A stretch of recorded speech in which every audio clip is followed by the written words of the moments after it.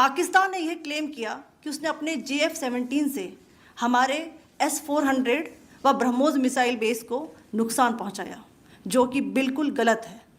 दूसरा, उसका ये भी मिस इन्फॉर्मेशन कैंपेन था कि हमारी एयरफील्ड्स जो कि सिरसा, जम्मू, पठानकोट, बठिंडा, नलिया और भुज में हैं, ये उसका मिस इन्फॉर्मेशन भी बहुत गलत है।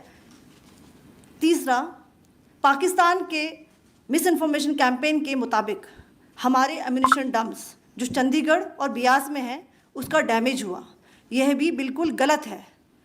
हमने आपको मॉर्निंग ब्रीफिंग में बताया था विथ फैक्ट्स एंड फिगर के साथ कि ये सारी चीज़ें बिल्कुल सही सलामत हैं। अब मैं आपको बताना चाहती हूँ कि पाकिस्तान के एक प्रेस कॉन्फ्रेंस में ये बात की गई थी कि उनके सीनियर मिलिट्री ऑफिसर्स जो कि पूरी तरह से ये भ्रामक हैं और तथ्यों से दूर हैं कि पाकिस्तान की ओर से ये झूठा आरोप भी लगाया जा रहा है कि भारतीय सेना ने मस्जिदों को नुकसान पहुंचाया।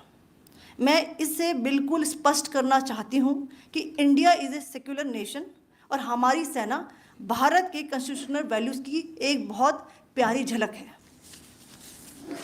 इंडियन आर्म फोर्सेस ने पाकिस्तान को बहुत भारी नुकसान पहुंचाया, उनके मिलिट्री इंफ्रास्ट्रक्चर्स को, चाहे वो लैंड एसेट्स हों या फिर उनके एयर एसेट्स। यही नहीं, इंडियन आर्म फोर्सेस ने पाकिस्तान की एयरफील्ड्स स्कर्दू, जकोबाबाद, सरगोदा और बुलारी को बहुत नुकसान पहुंचाया। इसके अलावा पाकिस्तान के air defence system, radar system, उनको भी एयर स्पेस में अनटेनेबल किया। यह भी बताना चाहती हूँ कि लाइन ऑफ कंट्रोल के पास पाकिस्तान के command and control logistic installations और उनके मिलिट्री इंफ्रास्ट्रक्चर्स, मिलिट्री पर्सनल्स का इतना भारी नुकसान हुआ कि पाकिस्तान की ऑफेंसिव व डिफेंसिव कैपेबिलिटी को नष्ट कर दिया गया।